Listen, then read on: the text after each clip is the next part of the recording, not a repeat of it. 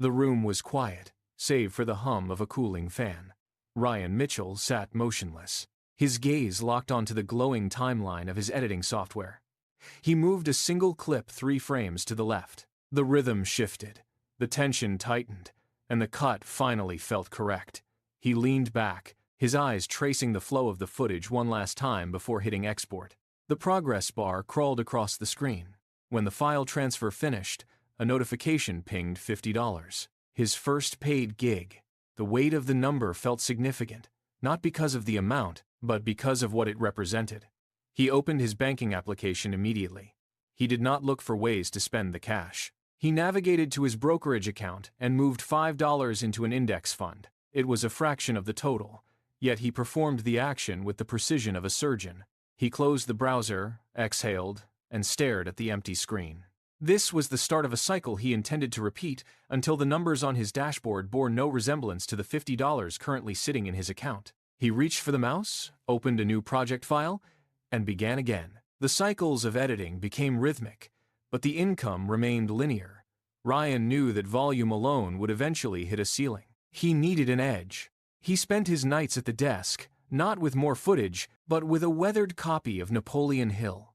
He turned to a page, the paper worn thin under his thumb, and highlighted a single sentence: "Specialized knowledge is a magnet for wealth."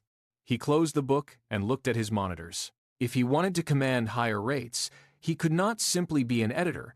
He had to be an architect of engagement. He dove into the technical weeds. He spent weeks mastering the nuances of color grading, learning how specific hues could manipulate the mood of a frame.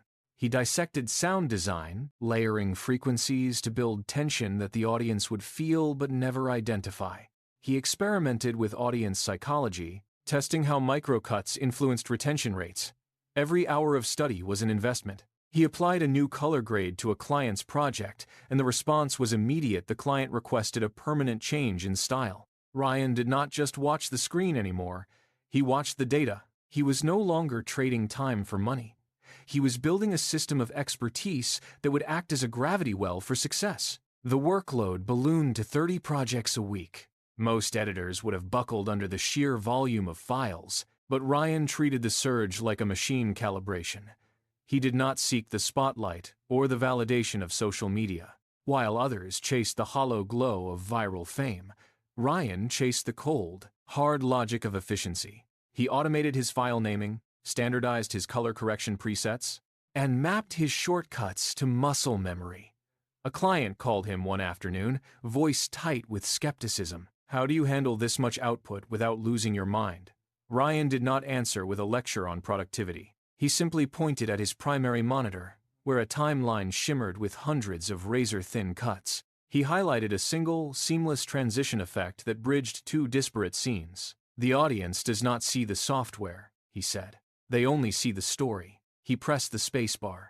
The video played a fluid, unbroken sequence that rendered the hours of technical labor entirely invisible. The client fell silent. Ryan did not wait for praise. He clicked his mouse, closed the project, and opened the next file in the queue. He had 29 more to finish before the sun came up, and his focus remained singular.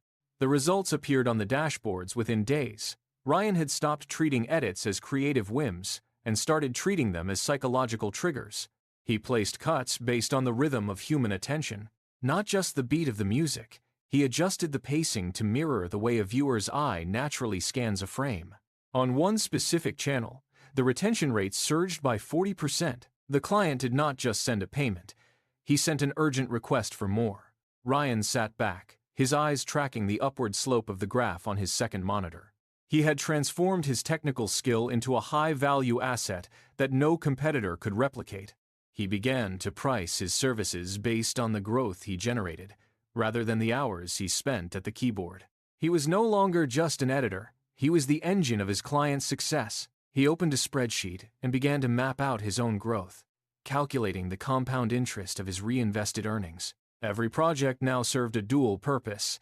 It cleared a fee and provided data for his next system optimization. He was building a wall of expertise around his work, one that made his services essential, expensive, and incredibly difficult to replace. He reached for the next file, his focus locked on the metrics. The bottleneck was no longer the clients. It was Ryan himself.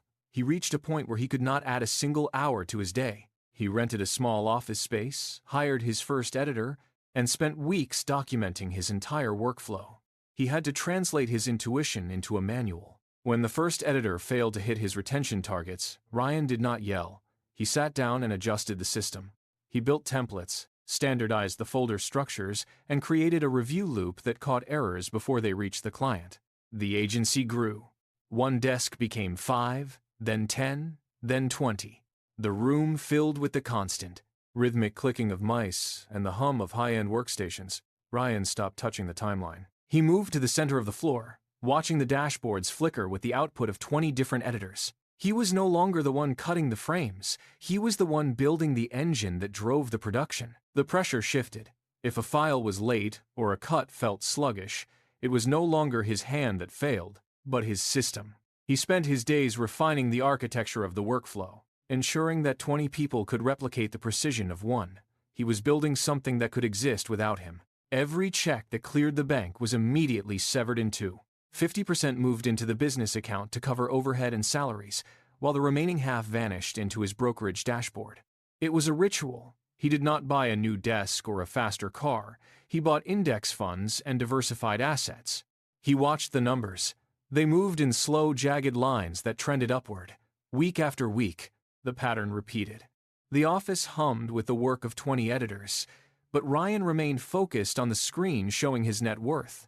The temptation to withdraw a portion for personal comfort was constant, a quiet static in the back of his mind. He countered it by adding another $1,000 to the investment account. He treated his bank balance like a project file, something to be optimized, trimmed, and grown. He sat in the quiet of his office, the only sound the steady tick of the server fan. The dashboard updated. The total rose. He refreshed the page again. The numbers shifted higher by a few thousand. This was not about speed. It was about the compounding force of 5 years of unyielding, repetitive discipline. He closed the browser, stood up, and walked back to the monitors to oversee the next project cycle. The final month started with the usual rhythm. Ryan checked the growth projections for his portfolio, while the agency floor operated at peak capacity. He watched the dashboard. The balance hovered just short of the $1 million milestone. He refreshed the browser tab. The number ticked up by a few $100s from a reinvested dividend. He closed the window and walked to the break room to get water, then returned and sat back down. He clicked the bookmark for the brokerage account one more time. The screen loaded. The total had shifted. It sat at $1,012,000. He leaned back, his chair creaking in the silence of the office. He did not celebrate. He did not call anyone.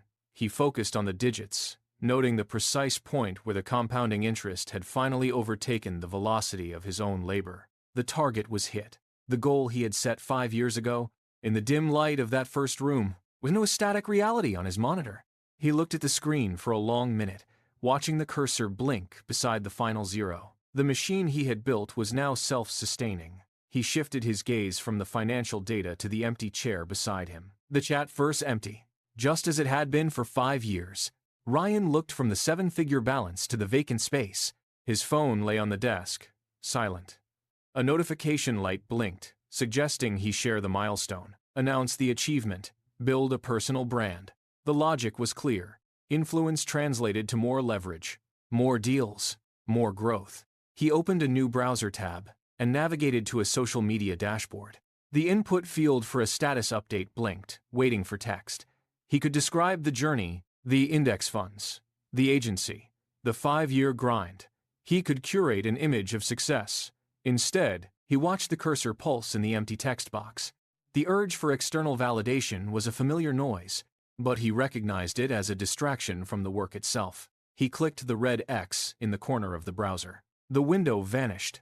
He did not become an influencer. He did not seek the approval of strangers. He turned his attention back to the primary monitor, where the timeline of a new project sat waiting. The $1 million was a metric of success, but it was not the destination. He reached out and cleared the workspace, silencing the digital noise to focus on the raw footage awaiting his next cut. The brokerage dashboard was gone.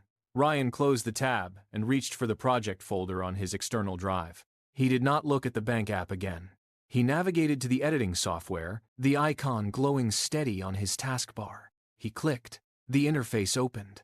A familiar grid of timelines and waveforms. He dragged a raw file into the bin. The progress bar moved, importing the data. He scanned the footage, his thumb resting on the spacebar. Frame by frame, he scrubbed through the clip. The $1 million balance was a number, but this was a craft. He found the entry point, hit the shortcut key, and sliced the frame. The action was instinctive. He adjusted the duration, checked the flow, and moved to the next segment.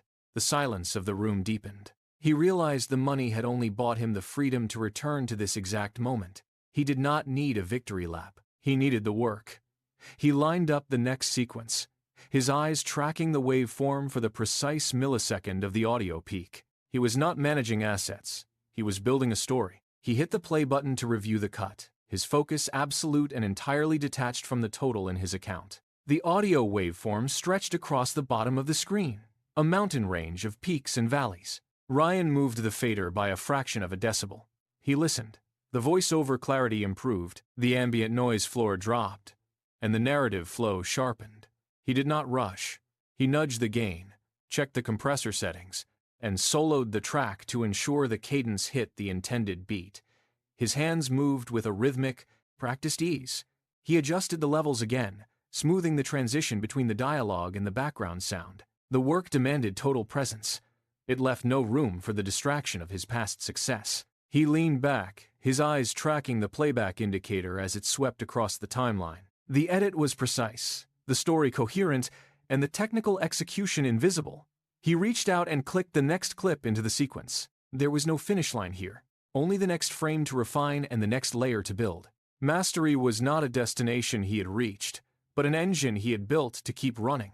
He settled deeper into his chair, gripped the mouse, and began the next cut. The cycle continued, steady and deliberate, as he turned his full attention toward the empty space on the timeline waiting to be filled.